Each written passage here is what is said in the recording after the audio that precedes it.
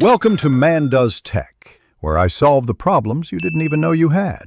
You start now by verifying power and connectivity because updates fail from interruptions. Once connected, go to Settings, Update and Security, Windows Update, run Check for Updates and watch any error code.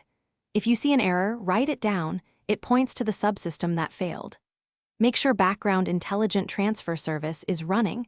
Press Windows plus R, type Services, MSC, and glance at bits. These basic checks save time and guide the next repair steps.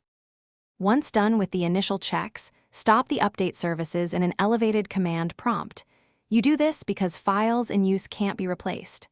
Next, rename software distribution and cacheroute 2 folders to force Windows to rebuild them, which clears corrupt downloads that block updates.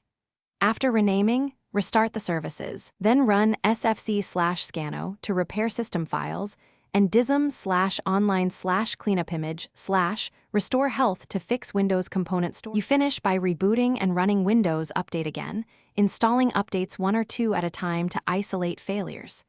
If an update still fails, run the built-in Windows Update Troubleshooter.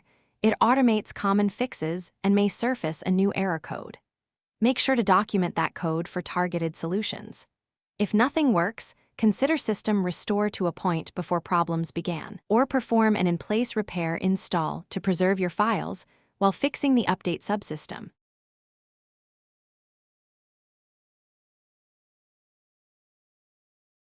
Thanks for watching.